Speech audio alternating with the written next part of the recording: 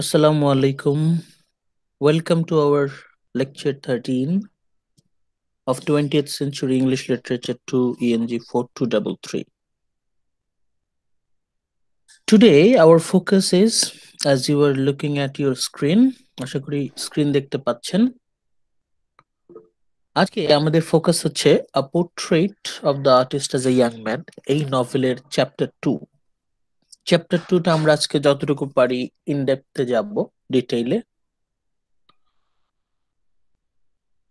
আজকে আমরা একটু অন্যভাবে শুরু করি। আমরা অ্যানালিসিস পার্ট দিয়ে প্রথমে শুরু করব, তারপর আমরা সামারি পার্টে আসব। আমরা অ্যানালিসিস পার্টটা প্রথমে আগে পড়ে নিই।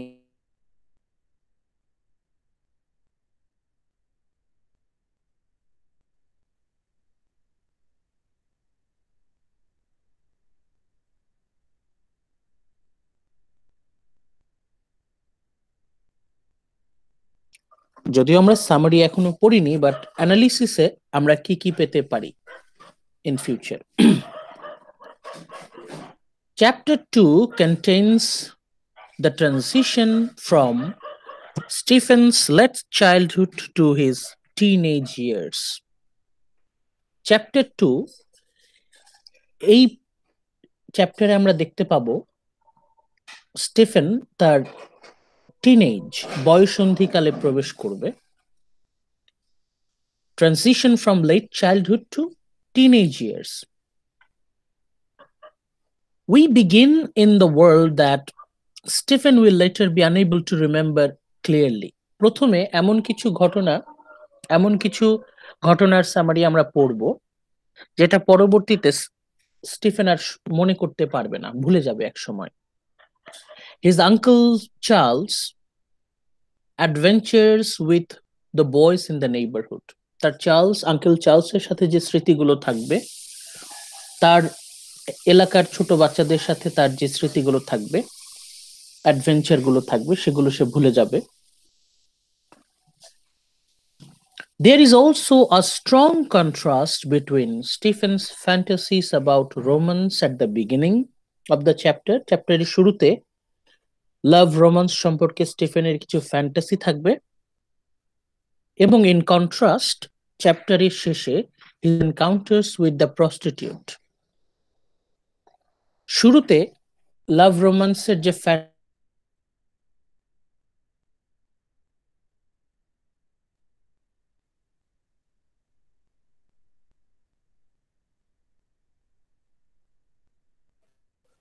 হ্যালো হ্যালো যেটা চ্যাপ্টারের শুরুতে আমরা স্যার, দেখতে পাই। নেটওয়ার্ক প্রবলেম হচ্ছে মনে হয়। এখন শুনতে পাচ্ছেন? জি স্যার, এখন শুনতে জি স্যার, পাচ্ছি। শোনা মাঝে শোনা যাচ্ছিল। আজকে নেট প্রবলেম করছে। ওকে ওকে we were talking about the ideas of romance. In the beginning of chapter 2, স্টিফেনের এই রোমান্স রিলেটেড আইডিয়াটা একটু ভেগ থাকে, অনেকটাই নাইভ থাকে, যেটা ইম্যাচিউরড আমরা বলতে পারি। এখানে influence by the Count of Monte Cristo. এখানে আমরা Count of Monte Cristo, this is a classic, আপনারা অনেকেই হয়তো জানেন। এটার ইন্সপিরেশনে a vague idea of romance, it turns into visceral sexual experience. Adult sexual experience সেটা ট্রান্সফর্মড হয়ে যায়। এই বিষয়টা যদি আমরা খেয়াল করি, কে I have a call, please.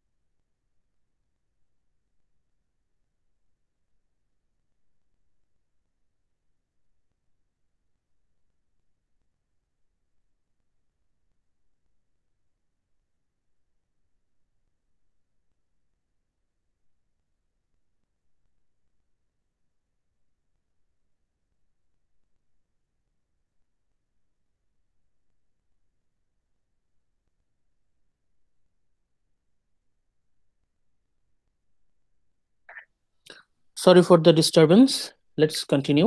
আজকে প্রচন্ড ঝামেলা হচ্ছে শুরুর দিকে, সরি ফর দ্যাট। প্রথমেই আমরা এই স্লাইডে যে বিষয়টা খেয়াল করছি সেটা হচ্ছে একটা ট্রানজিশন আমরা খেয়াল করছি from late childhood to teenage years.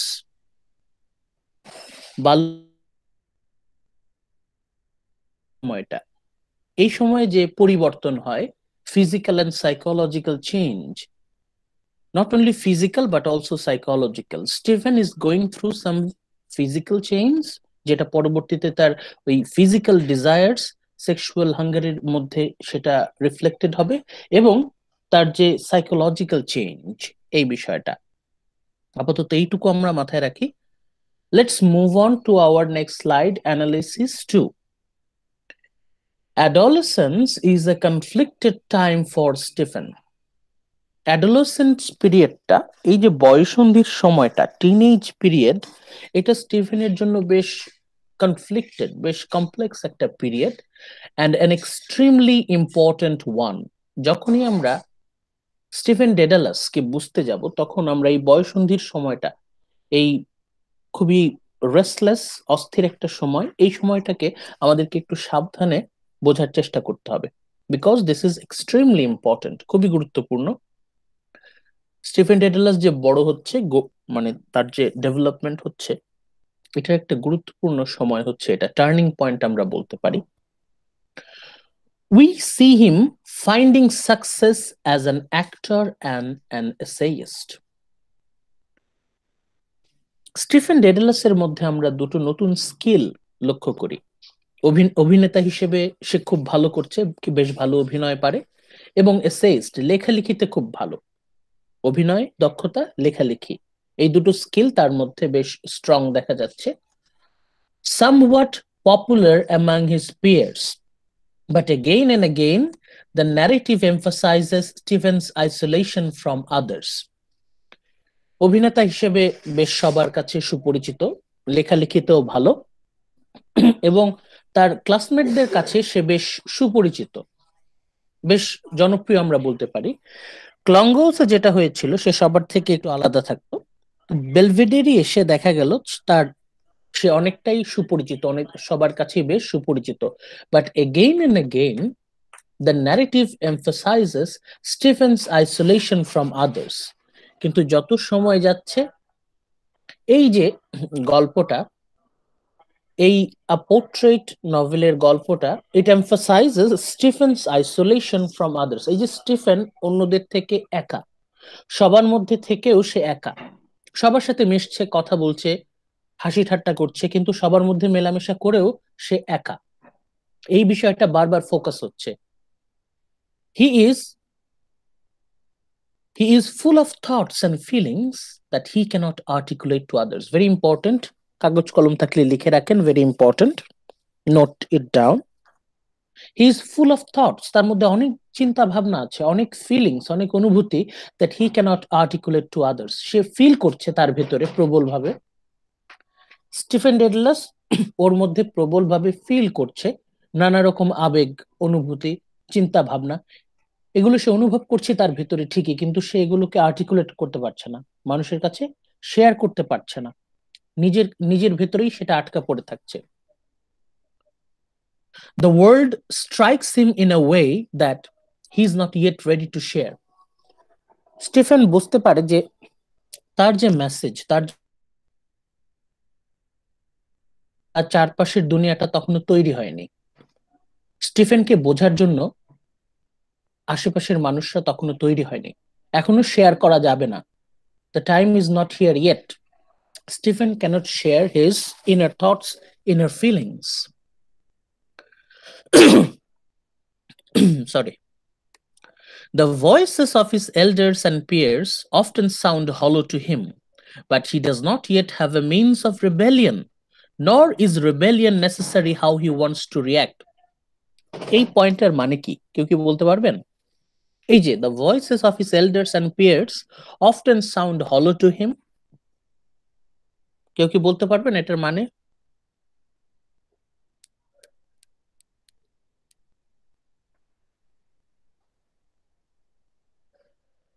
তার থেকে বয়সী বড় যারা এবং তার সমবয়সী তারা যেসব বিষয়ে আলাপ আলোচনা করে সেটা তার কাছে অনেকটাই সিলি মনে হয়, হাস্যকর মনে হয়। মানে আলোচনার মধ্যে কোনো গুরুত্বপূর্ণ বিষয় নেই, তারা সবসময় হালকা অগুরুত্বপূর্ণ বিষয় নিয়ে আলোচনা করে থাকে। But he does not yet have a means of rebellion, কিন্তু সে এখনো মুখের উপর বলে দিতে পারছে না। Everyone is preoccupied with flippant meaningless things, but এটা নিয়ে কিন্তু সে বিদ্রোহ করছে না। Nor is rebellion necessary how he wants to react. এখন সে যে রিয়েক্ট করবে, বিদ্রোহ যে করবে, কিভাবে বিদ্রোহ করবে সেটা স্টিফেন নিজেও জানে না। বুঝতে পারছেন বিষয়টা? His isolation does not mean he despises his family and peers. এই যে সে নিজেকে আলাদা করে নিচ্ছে, Stephen is isolating himself from the others.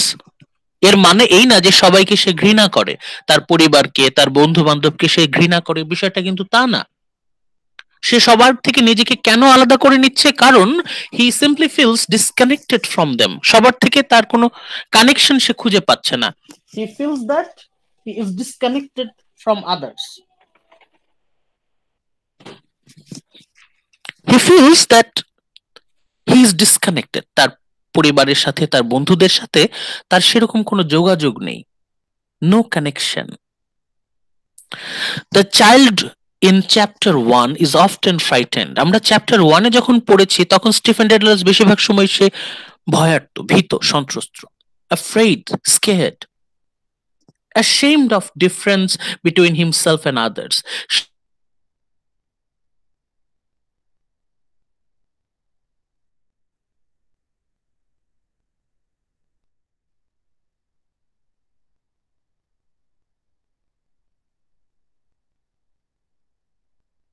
Teenage পিরিয়ডে, এই অ্যাডোলেসেন্সে, the adolescent Stephen is more independent.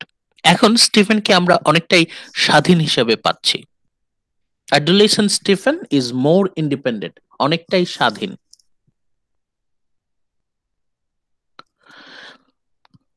His rejection of the church, এই যে সে যে একসময়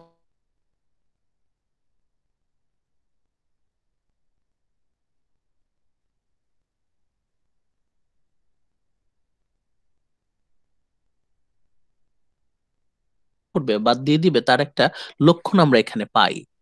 কখন আমরা দেখতে পাবো?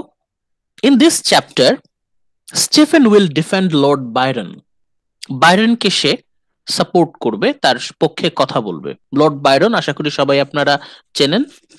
ডিসপাইট দ্য পোয়েটস হেরেসিস, পোয়েটের মধ্যে একটা বেধর্মী অ্যাটিচিউড ছিল, ধর্মবিরোধী, anti Christian.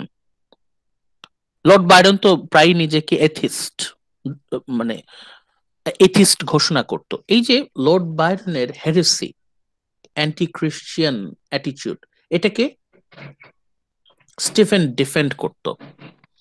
And he himself writes an essay that contains a small bit of heresy on a philosophical point. Even Stephen Dedalus সে একটা রচনা লেখে, সেই রচনার মধ্যে ধর্মবিরোধী কিছু উপাদান চলে আসে।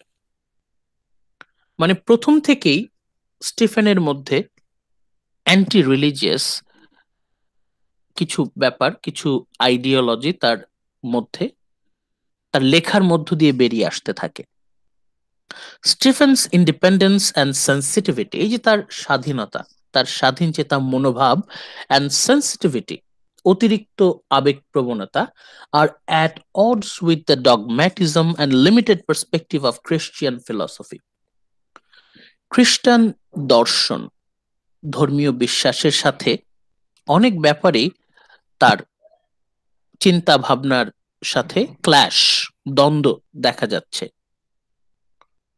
সহজ কথায় খ্রিস্টান ধর্মের সাথে ক্যাথলিক রিলিজন, স্পেশালি ক্যাথলিক রিলিজনের সাথে স্টিফেনের একটা দ্বন্দ্ব আমরা এই সময় দেখতে পাই। স্টিফেন যা ইচ্ছা তাই করতে পারছে না, সে তার যা করতে পছন্দ সেখানেই ধর্মের বিধিনিষেধ আছে। স্টিফেনের যা করতে ভালো লাগে সেখানেই ধর্মের বিধিনিষেধ আছে। Every now and then, often, প্রায় ধর্মের সাথে ওর একটা কনফ্লিক্ট আমরা দেখতে পাই। আমরা নেক্সট ইয়েতে যাই, অ্যানালাইসিস 3।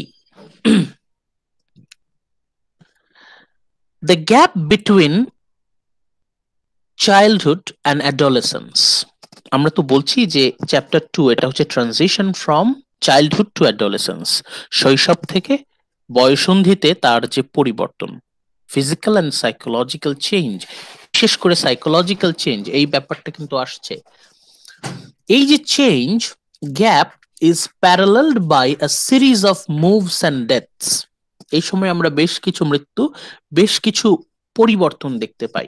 বিশেষ করে তার পরিবার, তার পরিবারের অর্থনৈতিক অবস্থা, ফিনান্সিয়াল কন্ডিশন দিন যত যাচ্ছে আরো খারাপ হচ্ছে। তারা ধীরে ধীরে আরো বস্তি এলাকার দিকে, একটু সস্তা ভাবে যেখানে জীবন ধারণ করা যায় সেখানে তারা চলে যাচ্ছে। We see the move to Dublin and move to Belvedere. তারা ডাবলিনে চলে যাচ্ছে, ডাবলিনের বস্তি এলাকায় তারা চলে যাচ্ছে। And the move to Belvedere, এবং আমাদের স্টিফেন সে বেলভেডিয়ার কলেজে ভর্তি হচ্ছে, এটাও কিন্তু একটা পরিবর্তন। as well as the death of Uncle Charles, এবং এই সময় তার যে আঙ্কেল চার্লসের মৃত্যুর সংবাদটা আমরা পাই। আঙ্কেল চার্লসের মৃত্যু ঘটে, who is portrayed in the early part of the chapter, এটা আমরা পরবর্তীতে দেখব, an inextricable part of Stephen's childhood। স্টিফেনের শৈশবের একটা গুরুত্বপূর্ণ অংশ এই আঙ্কেল চার্লস। যদিও শৈশবের গুরুত্বপূর্ণ অংশ, কিন্তু পরবর্তীতে যখন সে আঙ্কেল চার্লসের মৃত্যু সংবাদ পায় তখন তার মধ্যে অতটা পরিবর্তন সে লক্ষ্য করে না, সে অতটা বেদনা, অতটা মন খারাপ তাকে স্পর্শ করে না। এত গুরুত্বপূর্ণ একজন ব্যক্তি মৃত্যুবরণ করে, কিন্তু স্টিফেন ডেডালাসের মধ্যে সেরকম কোনো বিষাদ, স্যাডনেস কিন্তু সে ফিল করতে, একটা গুরুত্বপূর্ণ অংশ মনে রাখতে হবে। Uncle Charles related feelings during the trip to Cork, আমরা এটা অলরেডি জানি, এটা আমরা আমাদের লেকচার 10-এ আমরা কভার করেছিলাম। এই সময় ওর টিনেজ পিরিয়ডেই ও কর্কে যায়, একা না, বাবার সাথে। During the trip to Cork, Stephen realises that he has changed so completely that his childhood seems like a dim memory। Stephen সে রিয়েলাইজ করে সে এতখানি বদলে গেছে, তার মধ্যে অনেক বড় একটা ট্রান্সফরমেশন হয়েছে, এবং তার চাইল্ডহুডের অনেক স্মৃতি তার কাছে এখন অস্পষ্ট।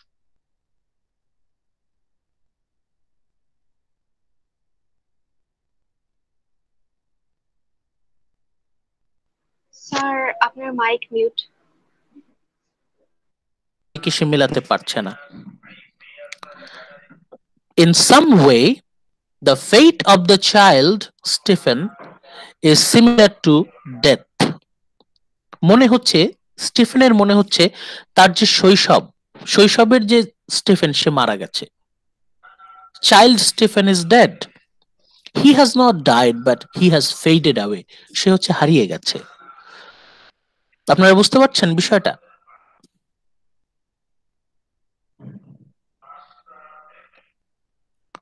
এই বিষয়টা কি আপনাদের কাছে পরিষ্কার? Please respond. স্যার চাইল্ডহুডে যে সে রিলিজিয়াস ছিল সেই কথাটা? শুধু রিলিজনের ব্যাপার না, চাইল্ডহুডের অনেক স্মৃতি তার কাছে এখন অস্পষ্ট। হি ক্যানট রিমেম্বার অনেক স্মৃতি, মানে চাইল্ডহুডের যে স্টিফেন সে হারিয়ে গেছে, এখন পুরোই অন্য একজন মানুষ। ইচ্ছে করেই তার এই পরিবর্তনটা, নাকি এটা সাবকনসিয়াসলি হয়ে গেছে? এটা ইচ্ছে করে আমরা না, এটা সাবকনসিয়াসলি ধীরে ধীরে ধীরে ধীরে তার অতীতের অনেক স্মৃতি সে ভুলে গেছে। এখন তো পুরোই ডিফারেন্ট, কোনো ওরকম নাই, অনেকটাই পরিবর্তন হয়ে গেছে। মানে এটা স্টিফেন ফিল করছে যে the boy he was in his childhood is no more there. His intelligence is often a source of discomfort। এই যে ওর যে বুদ্ধিমত্তার বিবর্তন, এই যে ওর ইন্টেলেকচুয়াল ম্যাচুরিটি, এটা ওর কাছে অনেকটাই অস্বস্তিকর মনে হয় মাঝে মাঝে। কেন মনে হয়? He is too smart to bear his father's nostalgia and advice easily.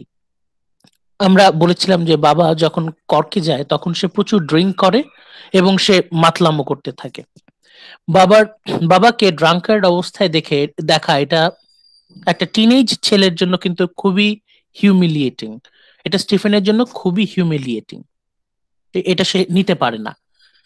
মানে তখন সে চিন্তা করে, আচ্ছা কে বেশি ম্যাচিওর্ড, আমি বেশি ম্যাচিওর্ড নাকি আমার বাবা বেশি ম্যাচিওর্ড? বাবা এইভাবে মাতলামি করতে পারে, তার মানে আমার ম্যাচুরিটি আমার বাবার থেকে বেশি। এবং এটা তার কাছে একটু অস্বস্তিকর মনে হয়।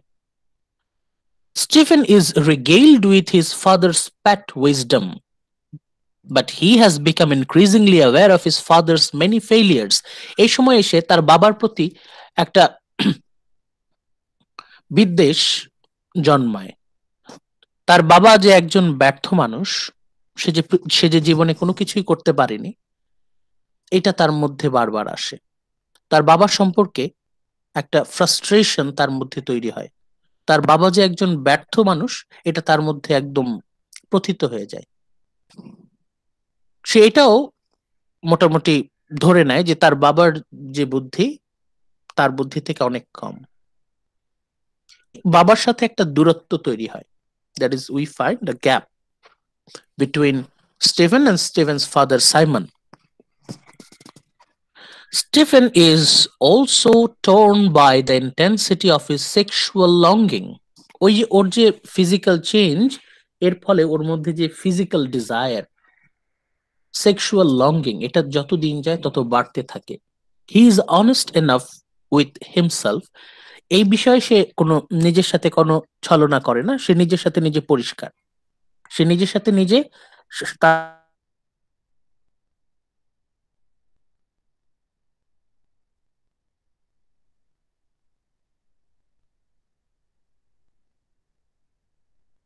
Sir unmute yourself. Physical desire, totally physical desire, এই বিষয়ে সে পরিষ্কার। মানে এই বিষয়ে সে কোনো ভণ্ডামি করতে চায় না, no hypocrisy.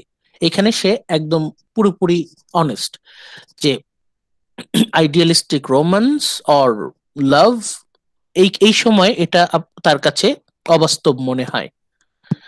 His decision to go with the prostitute is a major turning point in his life. এই যে সে যখন একজন প্রস্টিটিউটের সাথে মেলামেশায় করে, এটা কিন্তু তার লাইফে বড় ধরনের একটা পরিবর্তন। He chose to sleep with a prostitute. This is a huge turning point. এবং এখানেই আমাদের চ্যাপ্টারটা শেষ হয়ে যায়।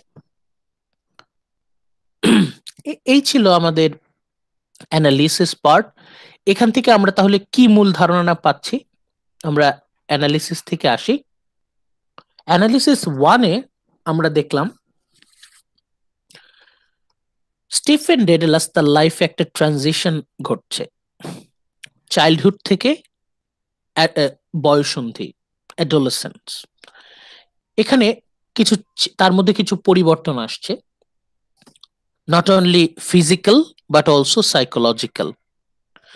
ফিজিক্যাল চেঞ্জটা তো একটু আগেই বললাম, যে যখন সে এই বিষয়ে একদম ট্রান্সপ্যারেন্ট হয় যে এখন আর এই আইডিয়ালিস্টিক লাভ অর রোম্যান্স তাকে টানে না, তার কাছে বেশি গুরুত্বপূর্ণ হচ্ছে ফিজিক্যাল লাভ, সেক্সুয়াল রিলেশনস। এই বিষয়টা সে নিজের সাথে ট্রান্সপ্যারেন্ট হয়, নিজের সাথে নিজে কোনো হিপোক্রেসি রাখে না। আরেকটা বিষয় আমরা দেখলাম সাইকোলজিক্যাল চেঞ্জ। সাইকোলজিক্যাল চেঞ্জটা কেমন? যে তার চাইল্ডহুডের অনেকগুলো ঘটনাই সে ভুলে যায়, সবার মধ্যে থেকেও সে একা, আইসোলেটেড। সে বুঝতে পারে যে he is completely transformed from his childhood. তার বাবার সাথে তার একটা দূরত্ব তৈরি হয়, তার পরিবারের সাথে একটা দূরত্ব তৈরি হয়, সবার সাথেই একটা দূরত্ব তৈরি হয়। কিন্তু তার মানে এই না যে সবাইকে সে ঘৃণা করে। এটা হচ্ছে কারো সাথেই সে নিজের যে পার্সোনাল কানেকশন, যোগাযোগ, এটা সে ফিল করে না। Stephen Dedalus feels that he is isolated. কেউ তাকে ফিল করতে পারছে না। ইভেন স্টিফেন ডেডালাসও জানে না কিভাবে তার ভেতরের আবেগ অনুভূতিকে সে আর্টিকুলেট করবে, বলবে। এই হচ্ছে আমাদের অ্যানালিসিস সো ফার। এখন আমরা চলে যাব আমাদের সামারিতে।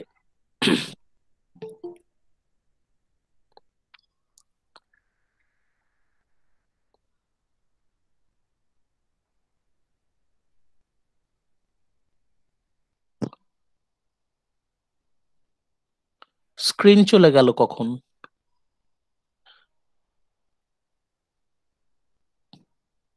স্ক্রিন যদি কখনো চলে যায় আমাকে সাথে সাথে জানাবেন।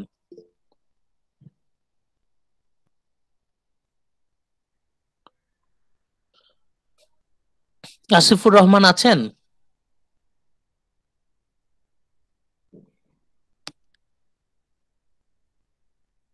জি স্যার, আছি স্যার। জি স্যার। আচ্ছা, আপনি কাইন্ডলি এই জি স্যার। চ্যাপ্টার 2 সামারি 1 এর প্রথম দুটো পয়েন্ট একটু যদি পড়েন। জি স্যার, অবশ্যই sir. Stephen spends his summer at his family home in Black Rock, a town near Dublin. His old uncle Charles is his constant companion. Uncle Charles smokes raking tobacco and takes Stephen on long walks. Stephen also spends a part of each day with Uncle Charles and Mike Flynn, an old friend of Stephen's father. Mike Flynn has trained famous runners, and Stephen is being put through a bit of training himself. Okay, thank you.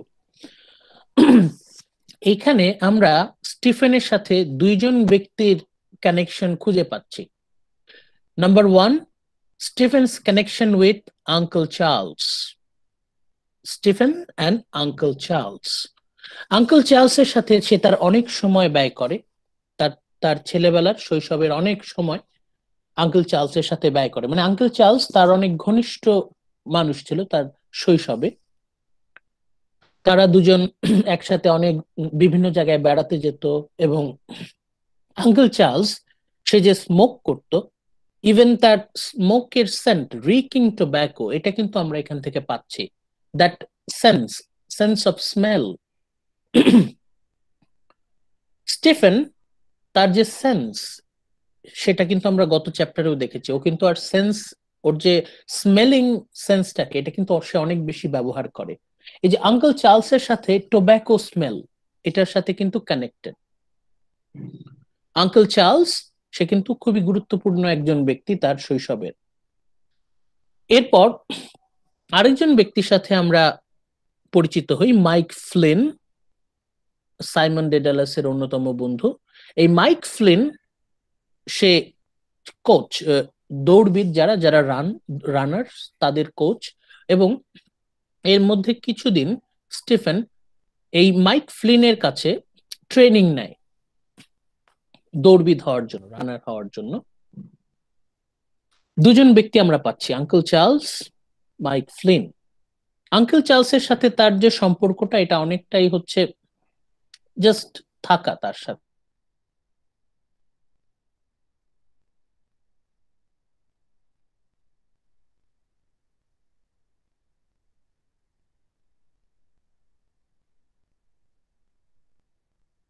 তারা একসাথে থাকতো। Stephen এর পরবর্তীতে mic ফ্লিনের সাথে তার সম্পর্কটা কি, এটা হচ্ছে অনেকটাই কোচের মতো অ্যাক্টিভিটি, স্পোর্টস। ওকে।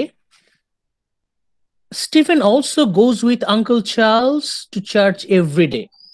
আঙ্কেল চার্লসের সাথে আরেকটা স্মৃতি হচ্ছে চার্চে। সে নিয়মিত তার আঙ্কেল চার্লসের সাথে চার্চে যেত, where his uncle prays fervently. সেখানে স্টিফেন দেখতে পেত যে তার আঙ্কেল অনেক মনোযোগ দিয়ে, অনেক আবেগের সাথে সে প্রার্থনা করছে, প্রেয়ার করছে। Stephen is respectful of his uncle's piety. এই যে তার আঙ্কেল চার্লস তার যে ধার্মিকতা এই বিষয়ে স্টিফেন খুবই রেসপেক্ট দেয় ব্যাপারটা, but he has no idea what need or wish could make Uncle Charles pray so intently. He has no idea. স্টিফেনের এই বিষয়ে সে কোনো ধারণা পেত না যে কেন এত ইন্টেন্টলি, এত আবেগের সাথে কেন সে প্রার্থনা করছে। What is the meaning of this intent prayer? Stephen also takes a constitutional every week, এটা ওদের ধর্মের একটা অংশ, constitutional, and grandfather, father and grandfather, and they walk many miles. এখন আঙ্কেল চার্লস এই স্লাইডে আমাদের মূল ফোকাসটা হচ্ছে interaction with uncle Charles. Uncle চার্লসের সাথে সে অনেক সময় কাটিয়েছে, অনেক বেরিয়েছে, বিভিন্ন জায়গায় বেরিয়েছে। এরপর আঙ্কেল চার্লসের সাথে চার্চের যে যোগাযোগ, সো আঙ্কেল চার্লস তার শৈশবের কিন্তু খুবই গুরুত্বপূর্ণ একটা অংশ। পরবর্তীতে আমরা অ্যানালিসিস পার্টে যেটা বললাম, if you remember from the analysis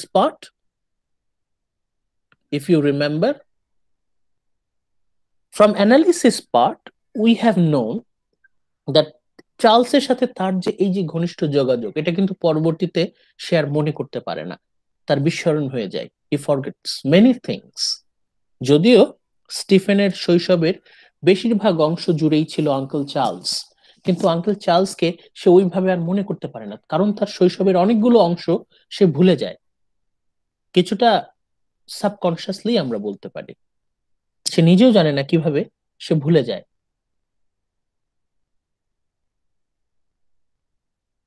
Go to summary part 2. Nilima আছেন? সাইয়েদা সুলতানা নীলিমা শুনতে পাচ্ছেন? স্যার আমি একটু পরে পড়ি, আমি রান্না করতেছি তো। ওকে,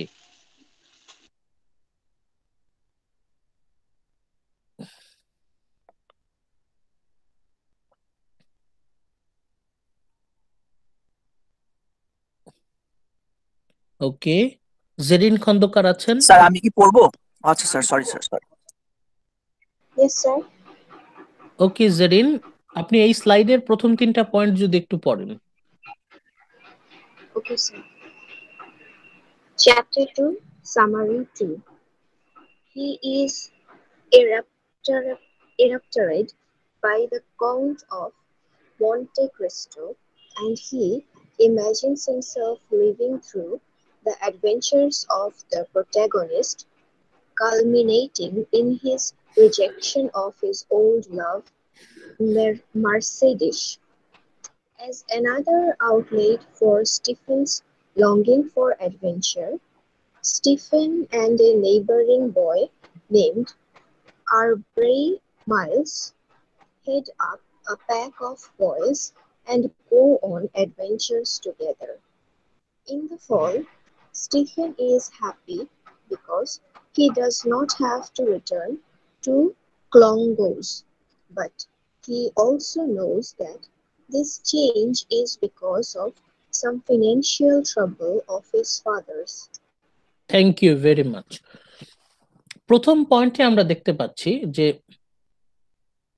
স্টিফেন সে এই classic Count of Monte Cristo এই গল্পের বইটা পড়ে সে ওই প্রোটাগনিস্টের মতো নিজেকে মনে করতে থাকে। জিম যেমন রূপকথার গল্প পড়ে নিজেকে ওই গল্পের হিরোর মতো ভাবতো, একইভাবে আমাদের স্টিফেনও সে গল্পের বই পড়ে ওই গল্পের যে নায়ক তার মতো নিজেকে চিন্তা করত। গল্পের নায়ক যেমন বিভিন্ন রোমাঞ্চকর অ্যাডভেঞ্চারে ইনভলভ হতো, একইভাবে স্টিফেন আর তার বন্ধুরা নানা রকম মন গড়া অ্যাডভেঞ্চার, ছোট বাচ্চারা যেমন কল্পনা করে নানা রকম অ্যাডভেঞ্চার কল্পনা করে তারা পুরো এলাকা জুড়ে খেলাধুলা করে, সেই রকম মন গড়া খেলা আর কি। এখন স্টিফেন সে ওই কাউন্ট অফ মন্টে ক্রিস্টো ওই গল্প দ্বারা অনুপ্রাণিত হয়ে তার এলাকার বন্ধু বান্ধব নিয়ে অ্যাডভেঞ্চার খেলাধুলা খেলতো। ইন দ্য ফল, পরবর্তীতে যেহেতু ক্লংগোজ আর যেতে হবে না, স্কুল থেকে তো সে চলে এসেছে, Stephen is happy because he doesn't have to return.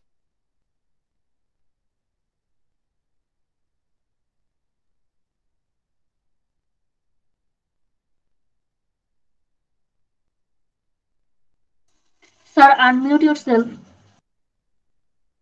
Of some financial trouble of his father's, কারণ তার বাবার অর্থনৈতিক সমস্যা আছে, পুরো পরিবার তারা অর্থনৈতিক সংকটের মধ্যে আছে, there is a financial crisis. মানে স্টিফেন ওই বয়সেও খুব ভালো করে জানে যে তার পরিবারের অর্থনৈতিক অবস্থা ভালো না। Although the neighborhood gang of boys break up, অনেক সময় হয় না যে বাচ্চারা দল বেঁধে খেলাধুলা করে, এই খেলার দল এক সময় ভেঙে যায়, এই the boys neighbourhood gang breaks up নানা কারণে। He and Aubrey still play together, আরেকটা ছেলে অব্রে, তার সাথে সে খেলাধুলা করে। Stephen still feels himself different from other children, ওই বয়সেই স্টিল, সে কিন্তু এখনো টিনেজে প্রবেশ করেনি, তার শৈশব শেষ হচ্ছে, ওই সময়েও কিন্তু সে ফিল করছে, তখন তার বয়স কত, 8-9, 8-9, সে 8-9 বছরের একটা ছেলে, সে ভাবছে যে সে ঠিকই অন্য বাচ্চাদের সাথে খেলছে, কিন্তু তাদের সাথে তার কোনো মনের যোগাযোগ নাই। স্টিল স্টিফেন ফিল করছে যে সে অন্য বাচ্চাদের থেকে আলাদা। At times their plays annoys him, কখনো কখনো এই বাচ্চাদের খেলা দেখে সে বিরক্ত হয়, মানে তার কাছে বিরক্ত লাগে এই খেলাধুলা দেখে। বাচ্চারা তো খেলবেই, কিন্তু ওই 8-9 বছরের একটা ছেলে, সে অন্যান্য বাচ্চাদের সাথে খেলতে গিয়ে প্রায় বিরক্ত হয়ে যেত, তার কাছে ভালো লাগতো না, বোরিং লাগতো। সিলি প্লেস, তার মনে হতো এগুলো হাস্যকর খেলা। He has a vague conception of world of images, চারপাশের পৃথিবী সম্পর্কে সে কিন্তু তখনও অতটা জানে না। 8-9 বছরের একটা ছেলে আর কতটুকু জানবে, পুরো পৃথিবীটাও তখন তার কাছে ঝাপসা একটা ছবি। That he longs to meet, কিন্তু সে পৃথিবী সম্পর্কে জানতে চায়, ওর মধ্যে সেই আকাঙ্ক্ষাটা আছে, সে জানতে চায়। He also waits some kinds of transformation, সে চায় তার মধ্যে কিছুটা পরিবর্তন আসুক।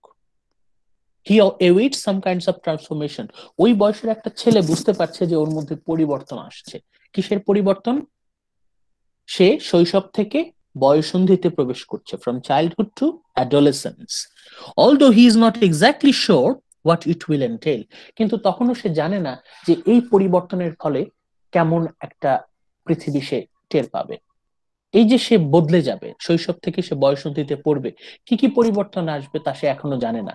এই বিষয়ে সে কিছুটা চিন্তিত, কিছুটা শঙ্কিত, little bit of scared, little bit of tensed. Okay, let's move on to summary 3.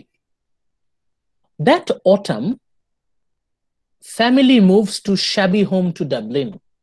Black রকে ছিল এতদিন, ব্ল্যাক রক মোটামুটি চিপ এরিয়া, কিন্তু সেখানেও তারা টিকতে পারছে না, তারা ডাবলিনের বস্তি এলাকায় চলে যাচ্ছে, কারণ তাদের অর্থনৈতিক অবস্থা এতটাই খারাপ। স্টিফেন আন্ডারস্ট্যান্ড, স্টিফেন খুব ভালো করেই বুঝতে পারে, his father is in some kind of trouble, তার বাবা কোন একটা সমস্যার মধ্যে আছে, টাকা পয়সা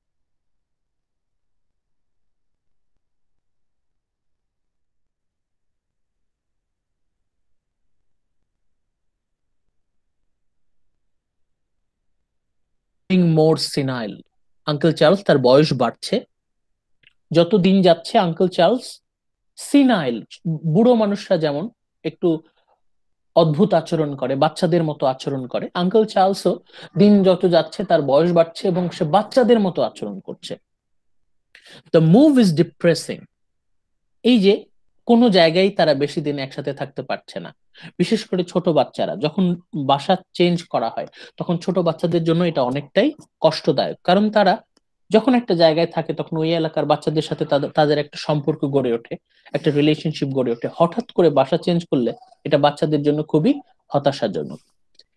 যখন whole family because of financial reason they move to Dublin, এটা কিন্তু স্টিফেনের জন্য খুবই ডিপ্রেসিং ছিল, যদিও সে অন্য বাচ্চাদের থেকে নিজেকে কিছুটা আলাদা ভাবতো, কারণ সে পুরোপুরি কিন্তু বাচ্চাদের সাথে মিশতে পারতো না। স্টিল এত ঘন ঘন চেঞ্জ করা, এটা কিন্তু depressing. and Dublin is a world of new urban experiences. Dublin শহরটা পুরো অন্যরকম। এতদিন স্টিফেন যে রকম পরিবেশে বড় হচ্ছিল, ডাবলিন হচ্ছে পুরোপুরি অন্যরকম একটা পৃথিবী, শহুরে একটা অভিজ্ঞতা স্টিফেনের হতে থাকে। ওকে, আবিদা ভুইয়া আছেন?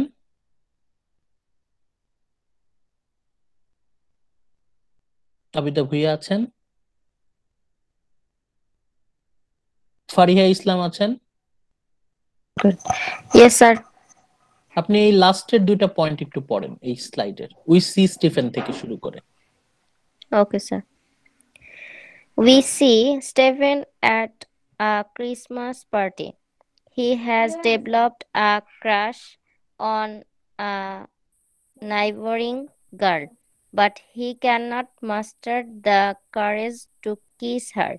The next day, he tries to write love poetry for her.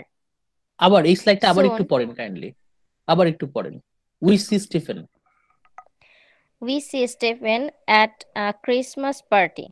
He has developed a crush on a neighboring girl. He cannot muster the courage to kiss her. The next day, he tries to write love poetry for her. Okay, Then, soon, Stephen learns he will be going to be beloved. A Jewish school, his father ran into Stephen's old rector and chartered him up.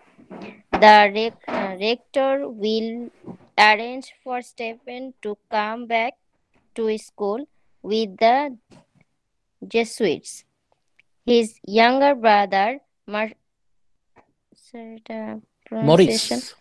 Maurice, is also old enough to go. Thank you. Okay, আমরা এখানে দুটো ঘটনা দেখতে পাচ্ছি। 3 নম্বর পয়েন্টে আমরা দেখতে পাচ্ছি যে ক্রিসমাস পার্টিতে স্টিফেন তার সাথে এক মেয়ের দেখা হয়, ওই মেয়েকে দেখে প্রথমবারই সে প্রেমে পড়ে যায়, কিন্তু তাকে সে সাহস করে যে কিছু বলবে সেটা সে করতে ব্যর্থ হয়। Even there was a chance to kiss that girl, but স্টিফেনের সেই সাহসটা হয়নি তাকে কিস করার। পরের দিন সে ভাবে যে ওই মেয়েটাকে উদ্দেশ্য করে সে একটা ভালোবাসার কবিতা লিখবে। মানে প্রথম প্রেম আমরা যাকে বলি, বয়সন্ধিকালের প্রথম প্রেম, এই এই এই এই পার্টটা আমরা দেখতে পাচ্ছি যে there is touch of romance. এখন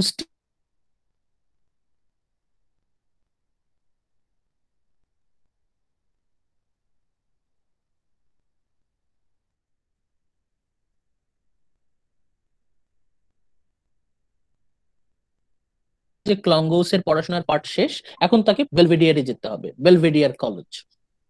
As Jesuit school, his father ran into Stephen's old rector and chatted him up. বেলভেডিয়ারের যে হেড টিচার, প্রিন্সিপালের মতো, ওই বোর্ডিং স্কুলের প্রিন্সিপাল হেড টিচারকে বলে হচ্ছে রেক্টর। এই রেক্টরকে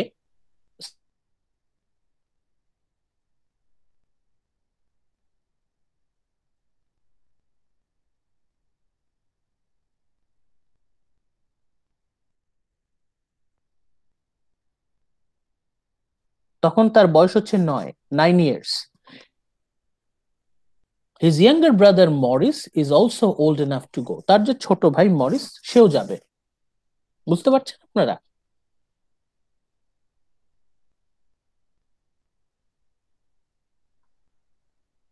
আমার কথা কি বোঝা যাচ্ছে? জি স্যার। যদি কথা বুঝতে সমস্যা হয় বা স্ক্রিন দেখতে সমস্যা হয় আমাকে কিন্তু জানাবেন প্লিজ। স্যার মাঝে মাঝে আটকায় স্যার, তখন বুঝি না স্যার। ওকে, এখন আমরা বেলভেডিয়ার লাইফে চলে যাচ্ছি। Summary 4, we jump forward in time. বেলভেডিয়ারে ভর্তি হয়ে গেল, তখন আমরা একটা টাইম জাম্প খেয়াল করি, বেশ কিছু বছর পার হয়ে যায়। উই জাম্প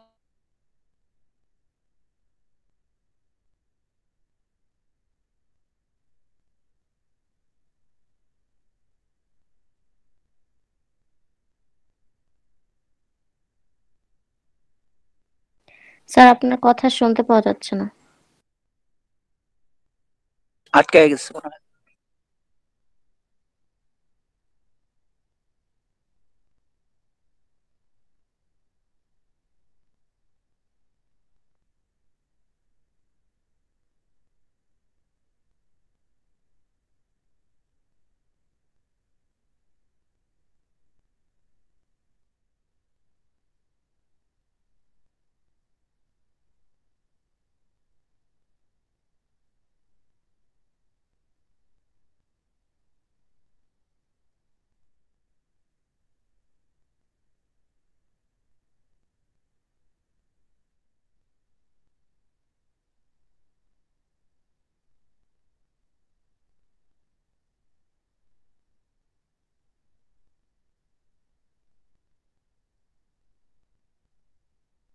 স্যার চলে গেছে না?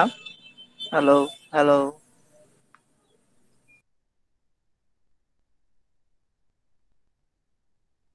আবার রিজয়েন করবে, ওয়েট করো।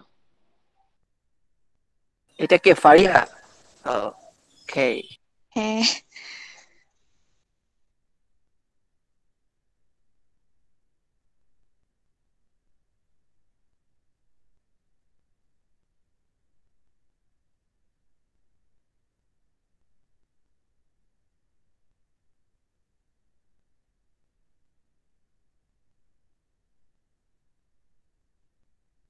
এই ফারিহা মিম, তুমি কি ফেনীতে না ঢাকাতে? আমার বাড়ি কি ফেনী? ও না, ইয়েতে, সরি সরি, ভোলা ভোলা ভোলা ভোলাতে। হ্যাঁ আমি ভোলাতে।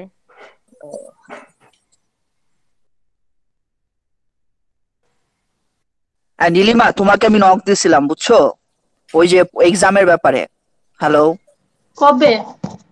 এই যে 3-4 দিন আগে মনে হয়, কিন্তু আমি তোমার পাচ্ছি না বুঝছো। শোনো, এই এক্সামের ব্যাপারটা ম্যামের কাছ থেকে ফিক্স করতে হবে। ম্যাম তো আজকেও ক্লাস নেয় নাই, এখন কি করবো বলো তো, আমারও তো বাকি। ম্যাম তো বলছে আচ্ছা তোমারটা আমারটা শোনো, একসাথে আমি দিবে। অ্যাকচুয়ালি আমার বাবা মারা গেছে দেখে আমি আসলে ওভাবে হ্যাঁ। ফেসবুকে বা কোনো জায়গায় নাই আর কি, আমি ওর জন্য দেখতে ও, পারতেছি না। আর হ্যাঁ দেখা গেছে বললো যে হ্যাঁ। হ্যাঁ, আর হুম। এখন আমার আম্মু তার স্কুলের কাজে বিজি, আমার রান্না বান্না করতে হইতেছে, সো আমি নিজেও সময় করে উঠতে পারতেছি না। ম্যামকে অনেকবার কল দিছি, ম্যাম কলও মানে রিসিভ করে না। তো যদি আমি আমারও। ওয়েট করতেছিলাম আমি ওয়েট করতেছিলাম যে ম্যামকে বলবো আজকে, যদি ম্যাম আজকে ক্লাস নাই নেয় তাহলে আমাকে আলিয়া ম্যামকে জানাইতে হবে। অন্য টিচাররা সব ফিক্স হয়ে গেছে, রাজীব স্যারের মতো ডেট দিয়ে দিছে, তারপর জাহানারা ম্যামও বলে দিছে, কিন্তু মানে এই ম্যামই বাকি আর কি আমার। আচ্ছা, তোমাকে আমি এফবি তে রিকোয়েস্ট পাঠালে তুমি একটু একসেপ্ট করো, দেন আমি তোমার সাথে ব্যাপারে একটু কথা বলবো বুঝছো। ওকে। আচ্ছা ঠিক আছে, অথবা মেসেজ রিকোয়েস্ট দিবে। ঠিক আছে। আচ্ছা আচ্ছা, ওকে। ওকে, আমার আমার মনে হয় আবার ডিসকানেক্টেড হয়ে গিয়েছিলাম, সরি ফর দ্যাট। আজকের অবস্থা খুবই খারাপ। আচ্ছা, আমি কোন পর্যন্ত ছিলাম আমাকে কেউ বলবেন? আমি কি নেক্সট স্লাইড স্লাইডটা শুরু তো করব? হারায় গেল স্যার, স্লাইডটা স্যার দেখতে হবে। Atikur mute. Sets of new train. কোথায় ছিলাম? এই এই যে স্যার, চ্যাপ্টার এখানে স্যার। শুরু করেছি। এই যে জি আমরা স্যার, এটা সেকেন্ড যে বুলেট পয়েন্টটা। ফার্স্ট পয়েন্টটা কি কমপ্লিট করেছি? এই যে we jump forward in time. Sir এক্সপ্লেনেশনটা একটু বোধহয় বাকি আছে স্যার। ইনকমপ্লিট। বাকি আছে আচ্ছা, স্যার এটা।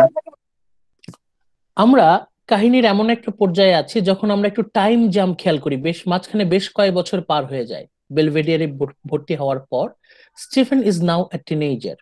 সে এখন কিশোর, রিল্যাক্টেন্ট লিডার। তার লিডারশিপ কোয়ালিটি থাকার কারণে বিভিন্ন সময় সে বিভিন্ন কাজের দায়িত্ব পায়। যদিও সে পালন করতে চায় না, লিডার সে হতে চায় না, তারপরে বাধ্য হয়ে সে লিডার। অ্যান্ড সাকসেসফুল এসেইস্ট, খুবই সফল একজন লেখক, লেখালেখিতে ভালো, অভিনয়ে ভালো।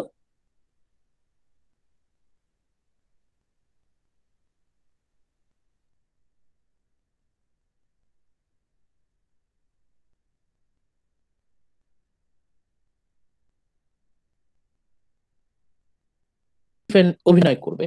Stephen is taking a moment, কারণ সে না অভিনয়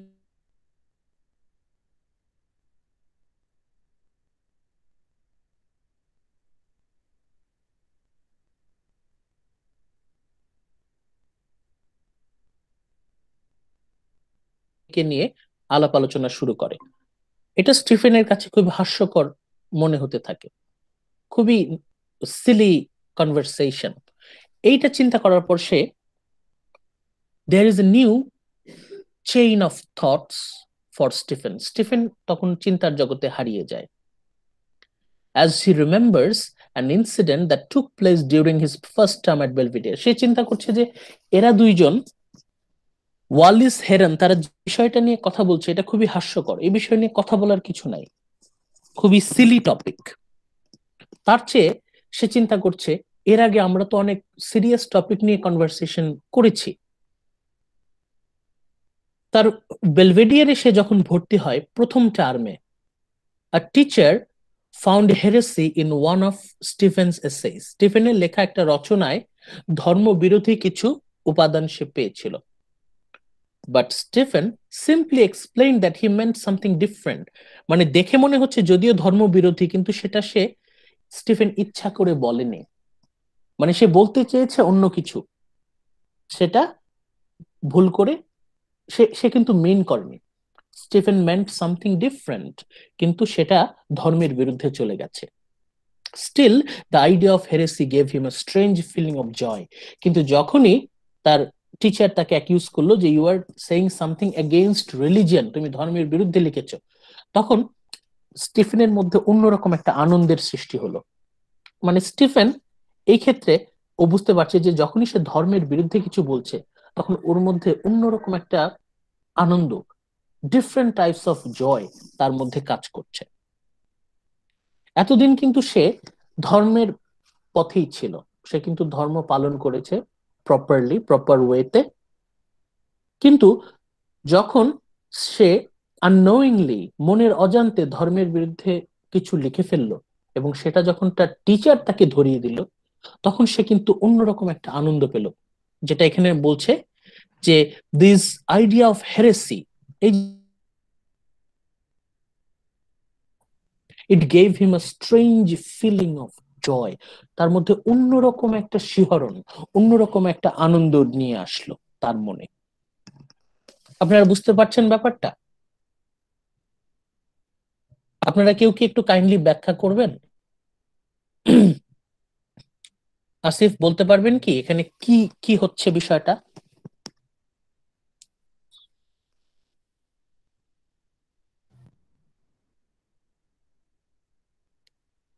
কেউ কি বলতে পারবেন? এই যে মনের অজান্তেই স্টিফেন ধর্মের বিরুদ্ধে কিছু বলছে, এটা কিন্তু সে নিজেও জানে না তার কথাগুলো ধর্মের বিরুদ্ধে চলে যাচ্ছে। স্টিল যখন তার টিচার তাকে ধরিয়ে দিচ্ছে এই তুমি তো ধর্মের বিরুদ্ধে বললা, তখন সে বলছে আমি আসলে ইচ্ছা করে এভাবে বলতে চাইনি। কিন্তু যখন সে বুঝতে পারলো সে ধর্মের বিরুদ্ধে বলেছে, হেরেসি, তখন তার মধ্যে অদ্ভুত এক শিহরণ, ভালো লাগা জন্ম নিল। তার মানে সে কিন্তু ইচ্ছা করে ধর্মের বিরুদ্ধে বলেনি, কিন্তু যখন সে রিয়েলাইজ করলো এটা ধর্মের বিরুদ্ধে গেছে, তখন কিন্তু মানে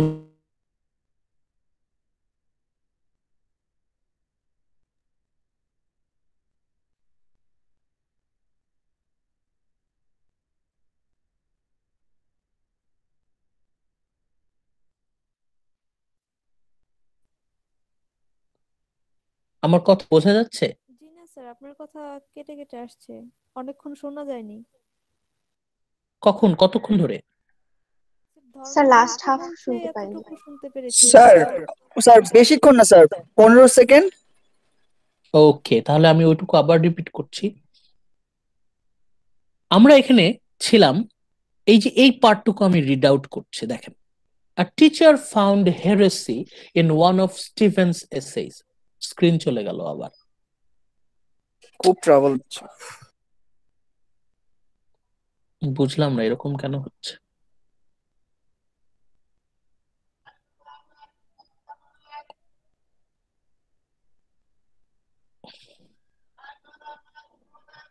দেখতে পাচ্ছেন এখন?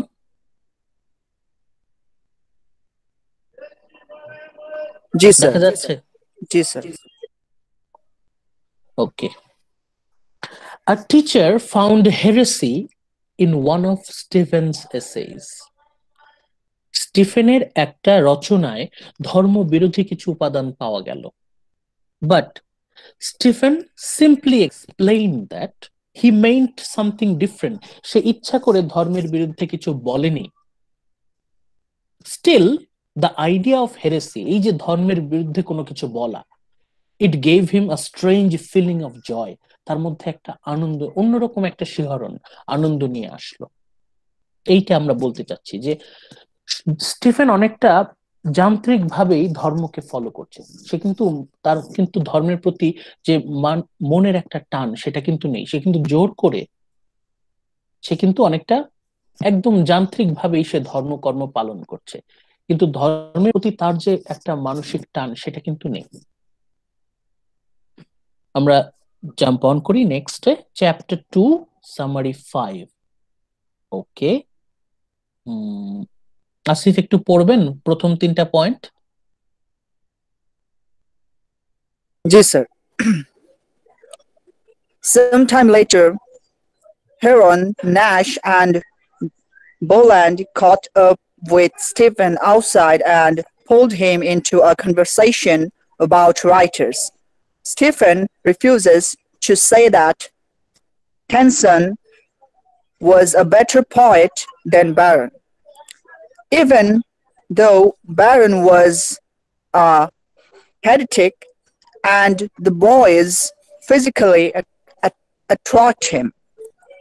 Trying to get him to say that Tennyson was better, he managed to escape.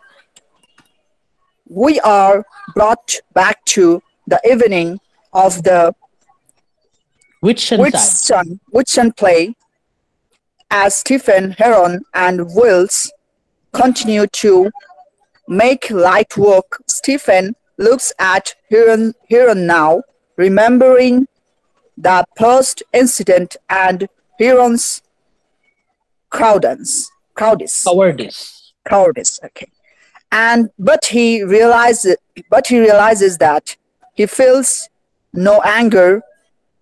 Okay, he thinks about the girl sitting in the audience, remembering their shy contact and his unfulfilled desire to kiss her.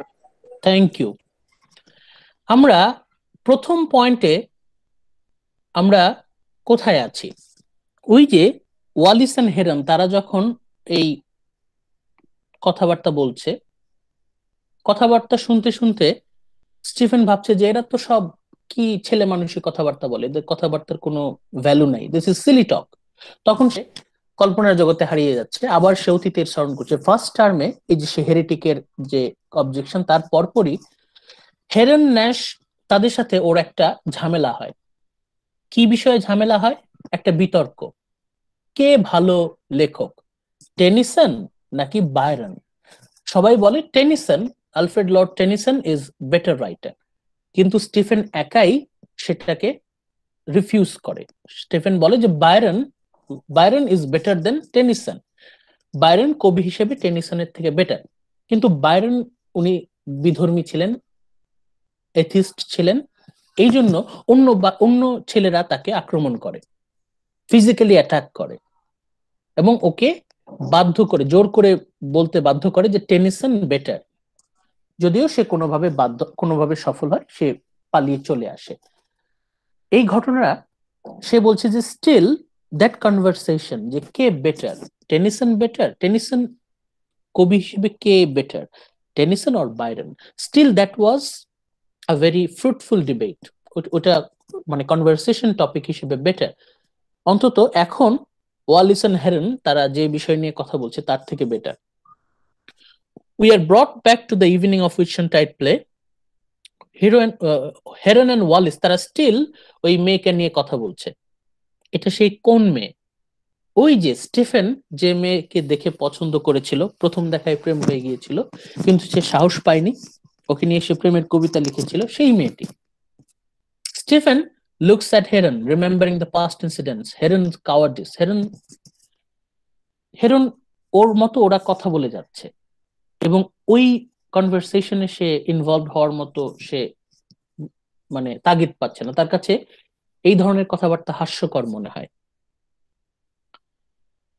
একটা সময় সে heron Wallis তাদের যে conversation সেটাকে পুরোপুরি avoid করে এবং সে ওই মেয়েটার দিকে মনোযোগ দেয়।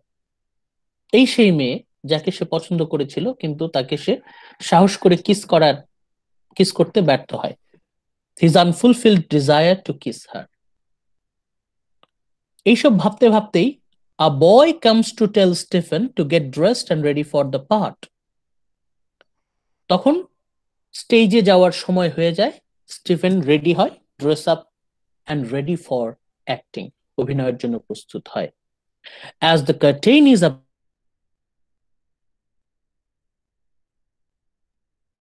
কাগজ কলম থাকলে লিখে রাখেন। স্টিফেন থিংস অফ,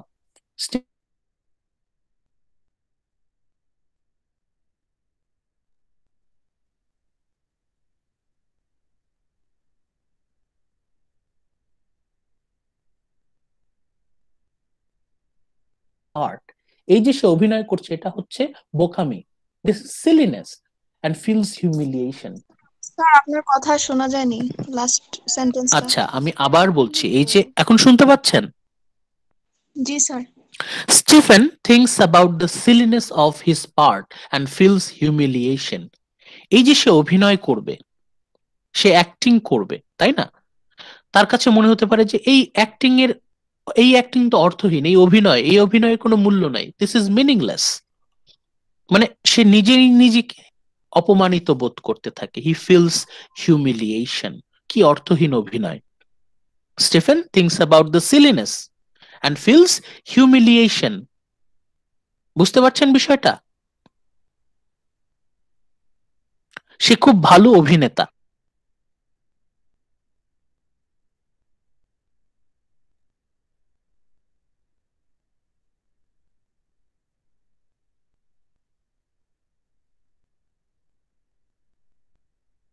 একটা সিলি অ্যাক্ট প্লে করছে,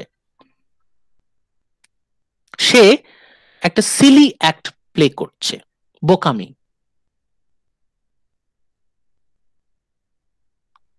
এই অভিনয়ের কোনো মূল্য নাই, সে অভিনয় করছে এবং এই অভিনয় অর্থহীন। এখন এটা কিন্তু শুধুমাত্র নাটকের অভিনয় না, এটা হচ্ছে মেটাফরিক্যালি সে বুঝতে পারছে তার লাইফটা নিয়েও সে অভিনয় করছে, তার নিজের জীবনেও সে অভিনয় করে যাচ্ছে। এই সকল অভিনয় তার কাছে মিনিংলেস লাগতে থাকে। আপনারা বুঝতে পারছেন ডেপথটা? শুধুমাত্র নাটকের অভিনয়ই তার কাছে অর্থহীন মনে হয় তাই না, তার নিজের জীবনে যে সে অভিনয় করে যাচ্ছে এটাও তার কাছে অর্থহীন মনে হতে থাকে। বুঝতে পারছেন? স্যার সে তার মানে সে যেভাবে এখন আছে সেই কন্ডিশনে সে খুশি না। সে মনে করতেছে সে নিজেকে ফেক ভাবে ট্রিট করতেছে। হ্যাঁ, অনেকটা সেরকম। মূল কথা হচ্ছে যে সে অভিনয় খুব ভালো, সে বিভিন্ন নাটকে অভিনয় করে, কলেজের বিভিন্ন নাটকে। সেই মুহূর্তে যখন পর্দা উঠছে তখন তার মধ্যে একটা রিয়েলাইজেশন, একটা এপিফ্যানি আসে, একটা রিয়েলাইজেশন তার মধ্যে আসে যে আমি কি অভিনয় করে যাচ্ছি, এই অভিনয় মূল্যহীন, এটা একটা বোকামি। শুধুমাত্র ওই নাটকের অভিনয়। স্যার সে নাটকের সাথে নিজেকে রিলেট করতেছে।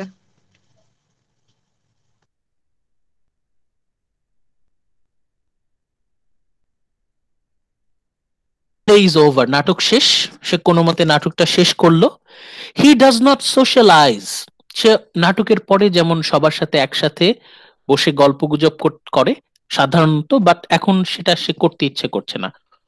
সে নাটক শেষ, সে ওখান থেকে চলে যায়, but instead he goes for a walk. হাঁটতেই থাকে, সে হাঁটতেই থাকে, রেস্টলেসলি সার্চিং ফর সামথিং, সে কিছু একটা খুঁজে পেতে চায়। The crisp night air, occasionally heavy with odors of the city, calms him and he goes back. কিন্তু সে কোনো অর্থ খুঁজে পায় না। He is searching for something, but he doesn't know what he is searching for. সে কি খুঁজে পেতে চাচ্ছে তা সে জানে না।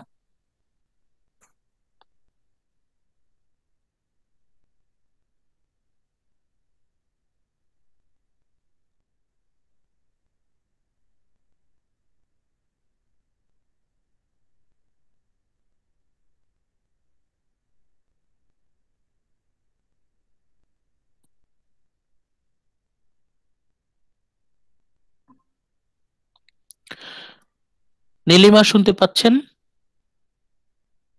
জি স্যার। আপনি একটু ফার্স্ট 2 পয়েন্ট একটু পড়েন kindly.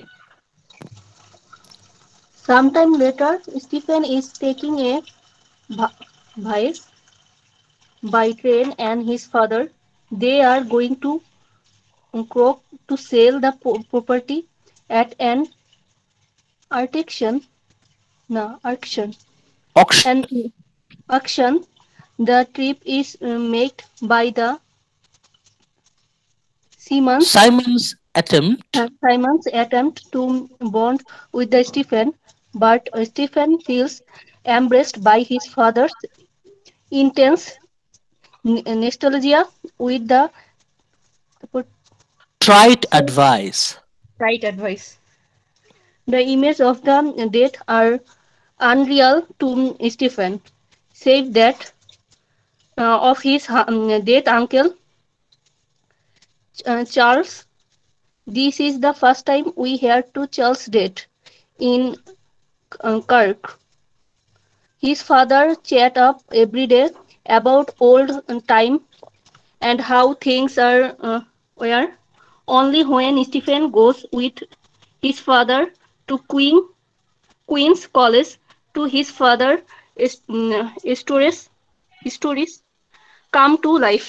Thank you very much. এখানে আমরা সেই ঘটনাটা দেখতে পাচ্ছি যখন স্টিফেন তার বাবার সাথে কর্কে যাচ্ছে। কর্কে গিয়ে তার বাবা যখন ড্রিঙ্ক করে এবং মাতলামি করে তখন কিন্তু স্টিফেন খুবই এম্বারেসড হয়।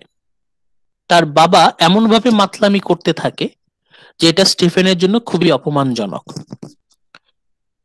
বাবার সাথে তার আস্তে আস্তে দূরত্ব তৈরি হয়, যেটা অলরেডি আমরা আলোচনা করেছি।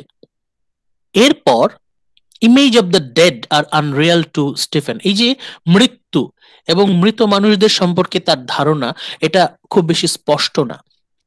মৃত্যু অর্থটা তখনও স্টিফেনের কাছে ততটা স্পষ্ট না। এবং ওই মুহূর্তে আমরা জানতে পারি যে আঙ্কেল চার্লস, যার সাথে সে ছোটবেলায় অনেক সময়টা কাটিয়েছে, সেই চার্লস মারা গেছে। Uncle Charles died. কিন্তু এই আঙ্কেল চার্লসের মৃত্যু স্টিফেনের মনের মধ্যে তেমন কোনো পরিবর্তন নিয়ে আসে না। সে ফিল করতে পারে না কোনো রকম স্যাডনেস, কোনো গ্রিফ, বেরিভমেন্ট সে কিন্তু ফিল করতে পারছে না, যদিও তার শৈশবের গুরুত্বপূর্ণ একটা অংশ ছিল uncle Charles,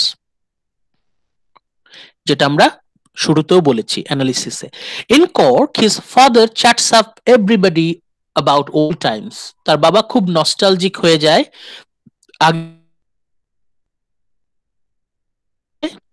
Only when Stephen goes with his fathers to Queen's College do his father's stories comes to life. সেখানে গিয়ে স্টিফেন দেখতে পারে যে তার বাবা আসলে অনেক বেশি ইমোশনাল হয়ে গেছে।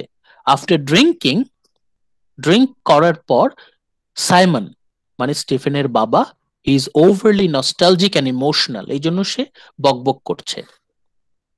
The world also reminds Stephen of his increasing preoccupation with sex. এর পরবর্তীতে যত দিন যাচ্ছে তত বেশি স্টিফেন সেক্সের প্রতি অ্যাট্রাক্টেড হয়ে যাচ্ছে, প্রিঅকুপাইড হয়ে যাচ্ছে, অবসেসড হয়ে যাচ্ছে।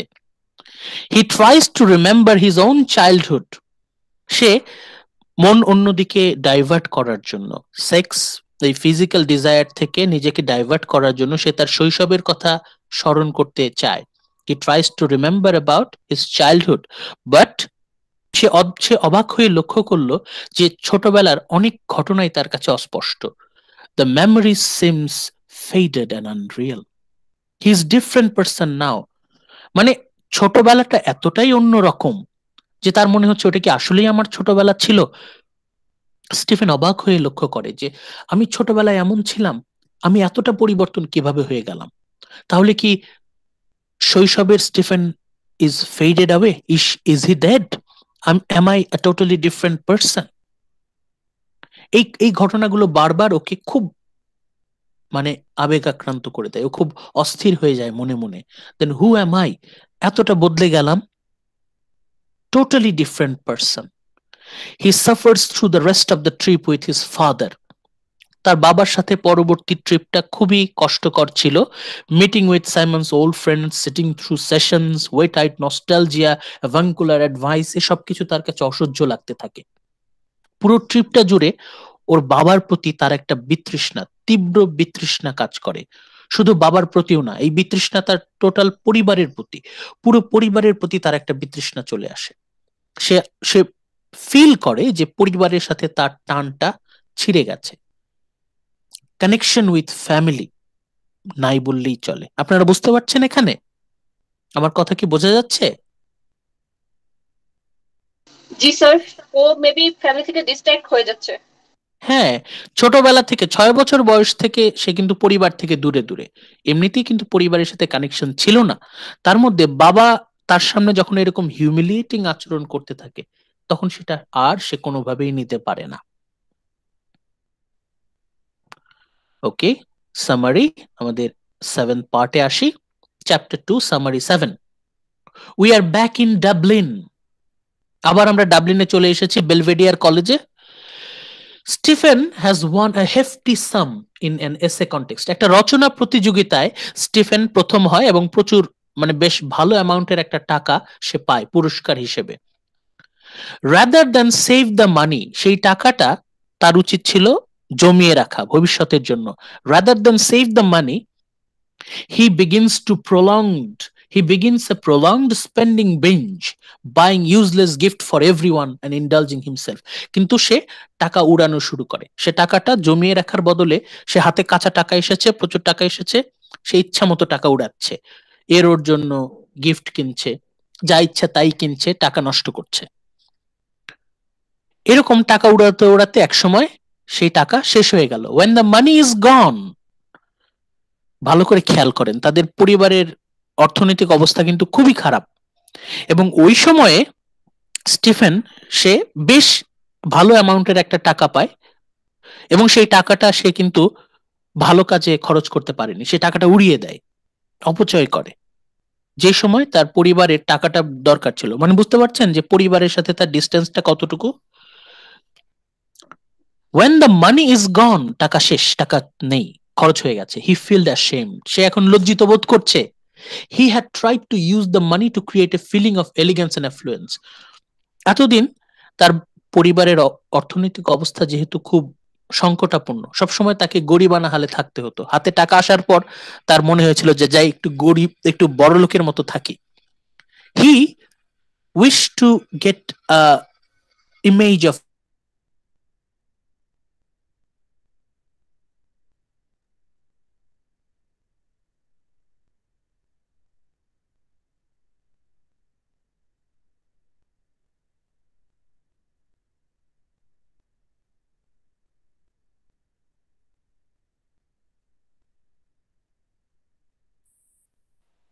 স্যার আবার আপনার কথা শোনা যাচ্ছে না।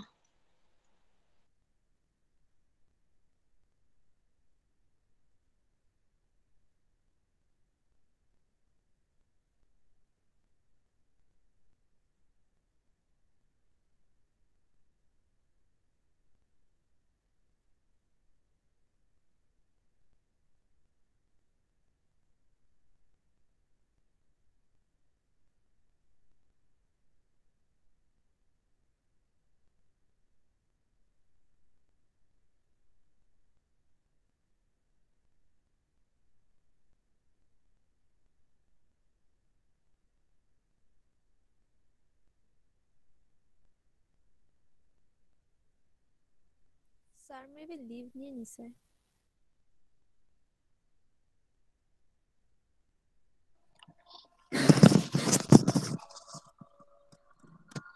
আমি রিয়েলি রিয়েলি সরি, আজকে আমি বুঝতে পারছি না এত বেশি সমস্যা কেন হচ্ছে। আমার ল্যাপটপের সমস্যা হতে পারে, নেটের সমস্যা হতে পারে। I am really sorry about that. Sir last minutes কিছুই শোনা যায় নাই একদম। আচ্ছা, আমি আবার বলছি, আমি স্ক্রিনটা নিয়ে আসি, স্ক্রিনটা চলে গেছে।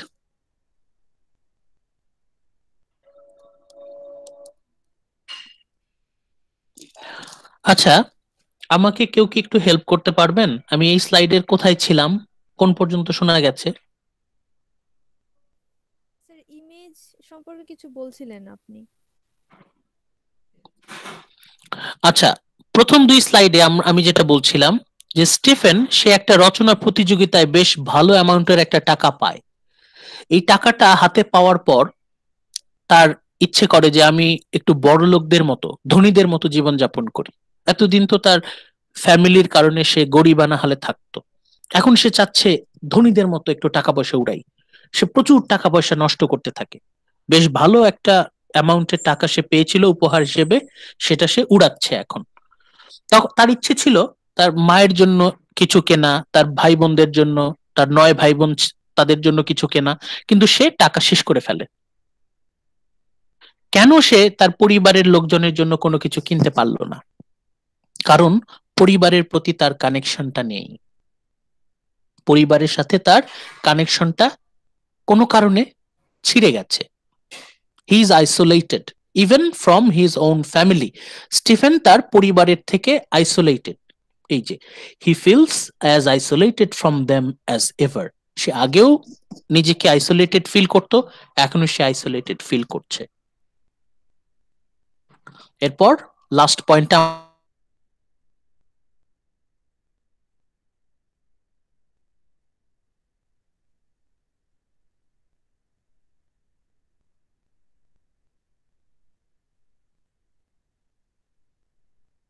এই সময় হঠাৎ করে তার ফিজিক্যাল ডিজায়ার, সেক্সুয়াল ডিজায়ার তার মধ্যে জাগ্রত হয়।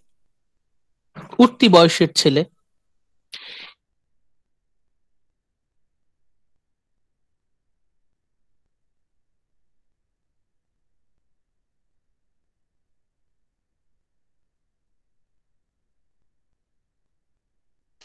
স্যার আবার চলে গেছে।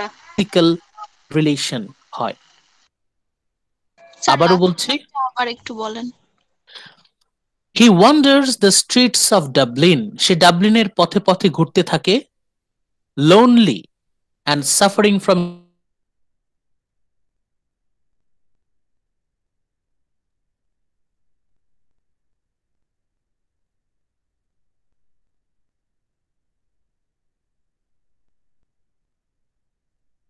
পজিশন। এবং এবং স্টিফেন ডেডালাস সেই প্রস্তাবটা গ্রহণ করে। His time with her is his first sexual experience. এটা হচ্ছে ওর first physical relation with anyone.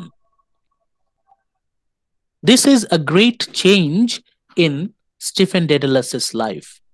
Stephen কিন্তু তার লাইফে নতুন এক অধ্যায়ে প্রবেশ করছে। This is the end of chapter 2। এখানে আমাদের চ্যাপ্টার 2 শেষ হয়ে যাচ্ছে। End of chapter 2।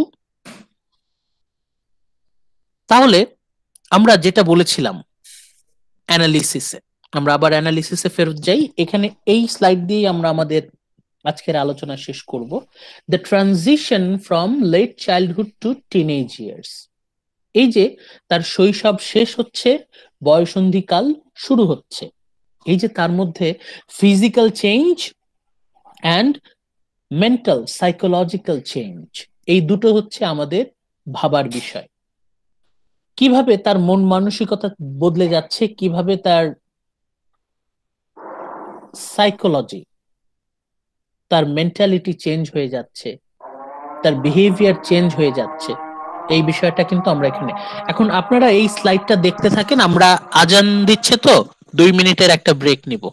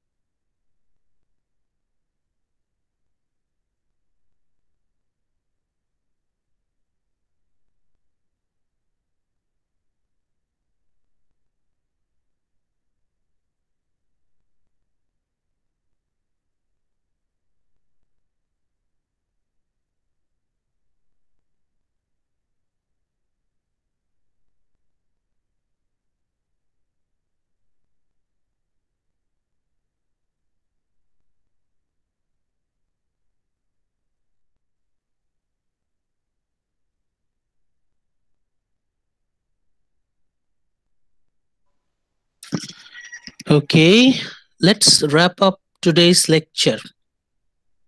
যেটা ক্লাসের শুরুতে বলেছিলাম যে আমাদের আজকের ফোকাসটা কি ছিল, বুক 2 চ্যাপ্টার 2 যেটা আমরা পড়লাম, স্টিফেন ডেডালাস তার যে পরিবর্তন, transition from late childhood to adolescent, তার শৈশব শেষ হচ্ছে, তার কৈশোর বয়সন্ধিকাল শুরু হচ্ছে। এই সময় তার যে পরিবর্তন, ফিজিক্যাল, ইমোশনাল, সাইকোলজিক্যাল, এই সবগুলো পরিবর্তন আমরা বোঝার চেষ্টা করছি। The transition from Stephen's late childhood to his teenage years. এখানে আমরা চ্যাপ্টারের শেষে দেখতে পাচ্ছি Stephen is unable to remember clearly about his childhood. তার ছেলেবেলা, তার শৈশব, অনেক স্মৃতি তার কাছে অস্পষ্ট, সে মনে করতে পারছে না। Even the memory with uncle Charles, এটাও তার কাছে অস্পষ্ট হয়ে যায়। অ্যাডভেঞ্চার উইথ দ্য বয়েজ, এটাও সে ভুলে যায়। মানে তার কাছে মনে হতে থাকে যে সম্পূর্ণ অন্য একজন মানুষ, সে টোটালি এ ডিফারেন্ট পারসন। সে শৈশবের স্টিফেনের সাথে এখনকার বয়সন্ধির স্টিফেন, তাকে সে কোনোভাবেই মেলাতে পারছে না। এখন তার সে দেয়ার আর নো ফ্যান্টাসিস রিগার্ডিং রোম্যান্স।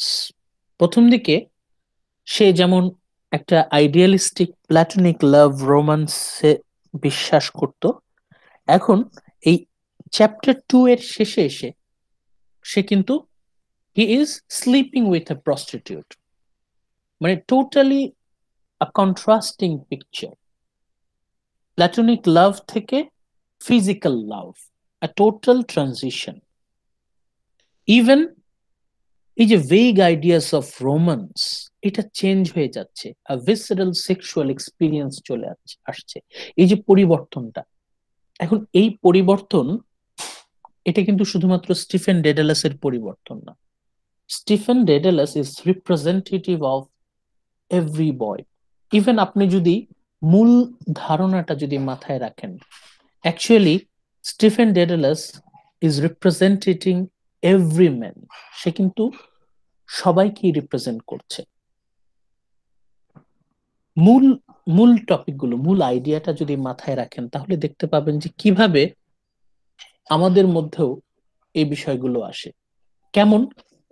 এই যে আমাদের মধ্যে যে বয়সের পরিবর্তন, বয়সের পরিবর্তন সাথে সাথে চিন্তা ভাবনার পরিবর্তন। একটা সময় আমরা এই ছেলে মানুষ, স্যার জি স্যার আমার 5 MB আছে স্যার, মানে 5 MB হাওলাত নিচ্ছে স্যার। আমি তাহলে একটু স্যার লিভ করি স্যার, কেটে যাবে স্যার। আচ্ছা ঠিক আছে, 5 MB স্যার, কি করবো এখন? ওকে ওকে, আসসালামু আলাইকুম। ওয়ালাইকুম। আজকে আমাদের আলোচনা এই পর্যন্তই, যে আমরা চ্যাপ্টার 2টা একটু বোঝার চেষ্টা করি এবং আমাদের লাইফের সাথে একটু কানেক্ট করার চেষ্টা করি। যে আমরাও তো আমাদের জীবনের বিভিন্ন পর্যায়ে মানুষের কথা শুনতে আমাদের আর ভালো লাগে না, মনে হয় যে এরা কি বিষয় নিয়ে কথা বলছে, এদের কথাবার্তার কোনো ভ্যালু নাই, শ্যালো সিলি টকস। এবং আমাদের কিন্তু আর ইচ্ছাও হয় না এদের সাথে কথাবার্তা বলতে।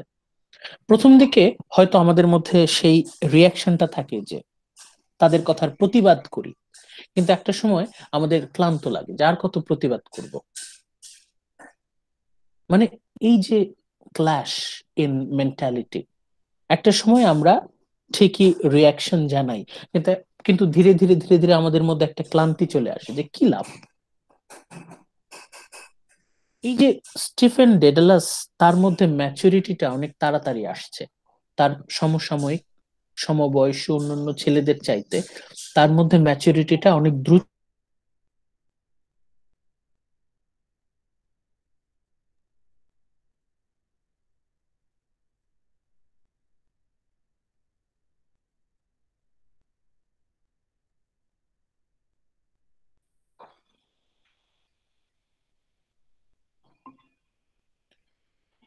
ওকে, আপনারা তাহলে একটু, আজকে তো খুবই ডিজাস্টার গেল। আমি যদি সুযোগ পাই আমি চেষ্টা করব পরে এটা মেকআপ দিতে। আপনারা ট্রাই করবেন নিজেরা এটা একটু বুঝে বুঝেই করার জন্য। আমি তো যতটুকু পারলাম, আপনারা এই স্লাইড গুলো গো থ্রু করেন। যদি কোনোটা বুঝতে সমস্যা হয় প্লিজ আমাকে একটু জানাবেন।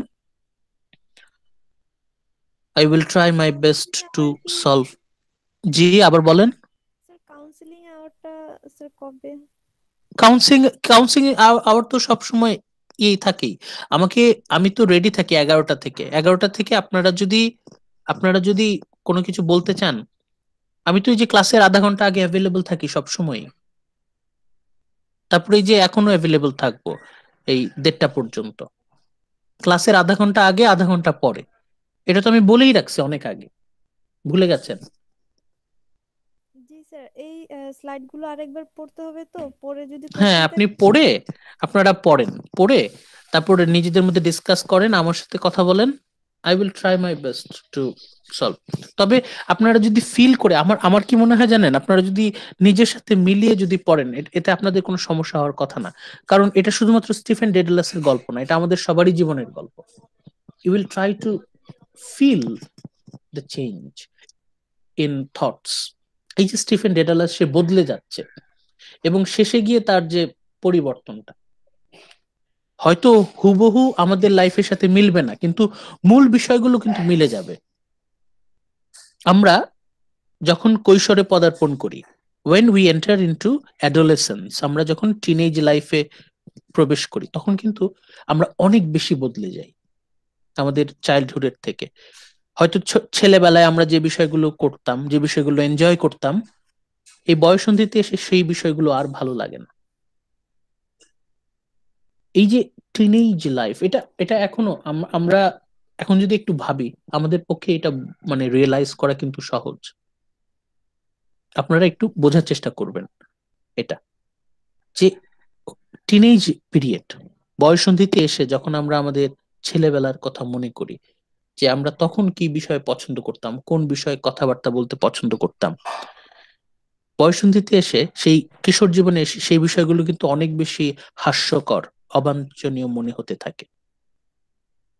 আপনারা এই বিষয়গুলো দেখেন, চ্যাপ্টার 2টা নিজেরা ভালো করে দেখেন, সামারিটা অ্যানালিসিসটা ভালো করে দেখেন। যদি কোনো কনফিউশন হয় আমরা পরবর্তীতে ইনশাল্লাহ এটা, আপনারা যদি কোয়েশ্চেন করেন আমি ট্রাই করবো, I will try my best to give solutions analysis. Okay, আজকে এই পর্যন্তই থাকুক। Thank you very much. Sorry, আজকে বুঝলাম না নেটের সমস্যা নাকি আমার ল্যাপটপের সমস্যা। I need to figure this out, এটা কি করা যায়।